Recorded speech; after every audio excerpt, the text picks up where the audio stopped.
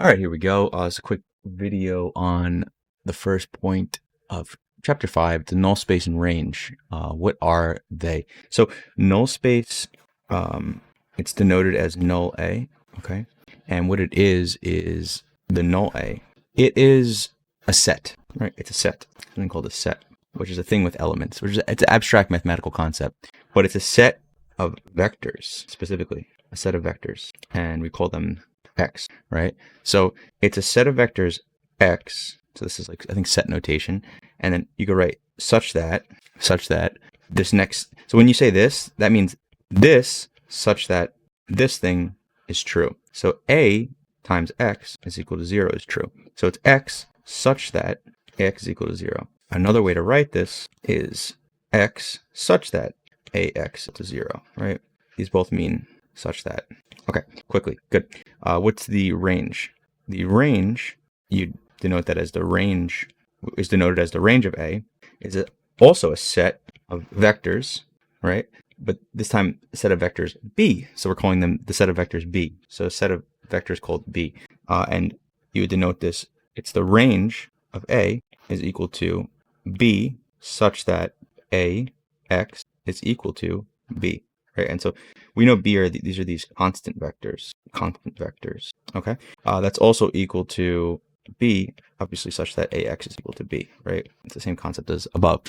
Quickly, let's prove that null A is a vector space. Okay, so to prove null A is a vector space, let's say AX1 is equal to 0. All right, so this is an X that makes this thing true, like above, right? So let's just do this too. AX2 is equal to 0. Okay, great. So let's break this down a little bit, right? So this means that they satisfy these two satisfy this. That null A is equal to X such that AX is equal to 0, right?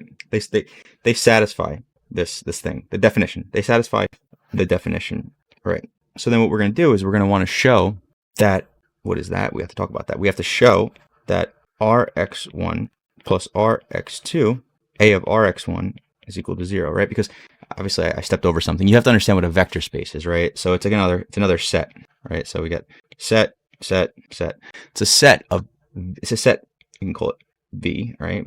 Whatever, it's just a name for it. Of vectors again. Vector, right? Vectors. So it's all vector. And vectors are a mathematical object, right?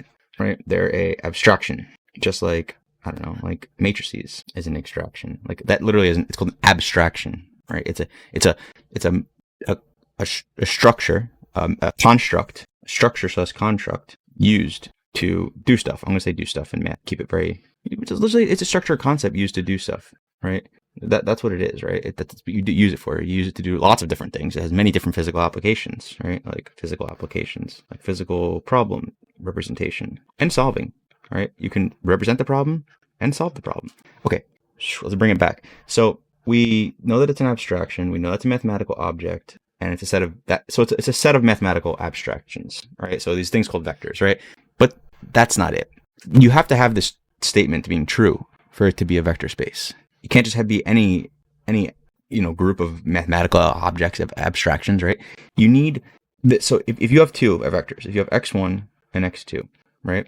You need a linear combination to be in V also. So what? And let's just pop over here real quick. A linear combination would mean that a linear combination of x1, x2 looks like this: some scalar times x1 plus some scalar times x2, right? I don't know, RNS, whatever, but I would prefer, I like writing C. Actually, no, C is like a scalar. S is scalar, it's fine. It's like S1, x1 plus S2, x2 is in V. So this has to be true for any two vectors, or any, if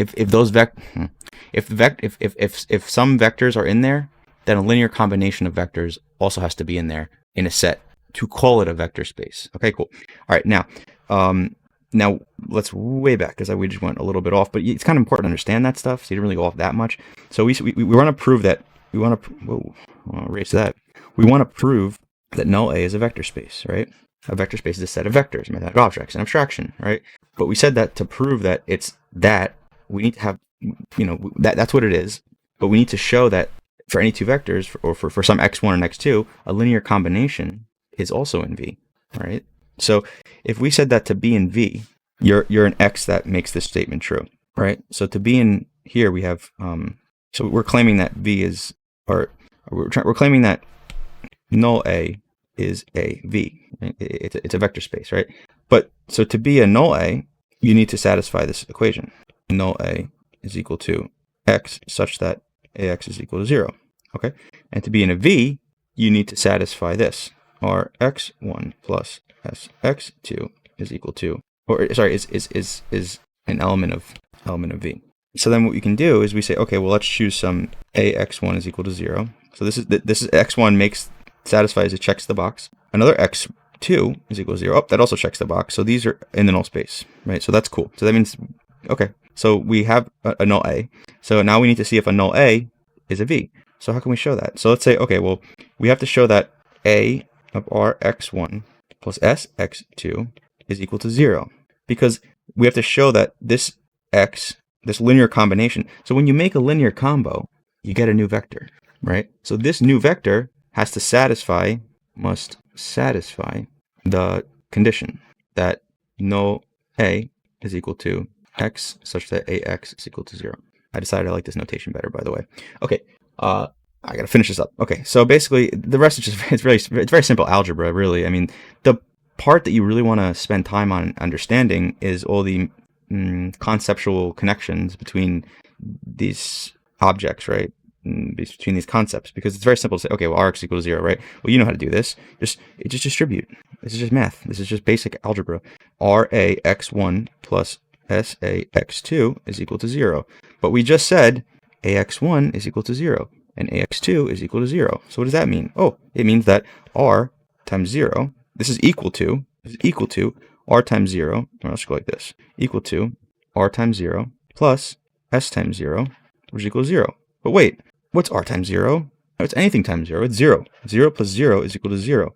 0 is equal to 0. That's done. That's called a proof. We proved. This is proof, right? Because we know these algebraic laws work, right? I guess you could say it's like an axiom. Like we're resting on them as an assumption. And we use the rules to show left side is equal to right side. So that means that it's a true statement, because this is still this. It's just been algebraically manipulated, right? So that means that this satisfies both concepts. So it's a member of null A, first of all, and then it's also a vector space, right? Because the linear combination is in there. Okay, that's it.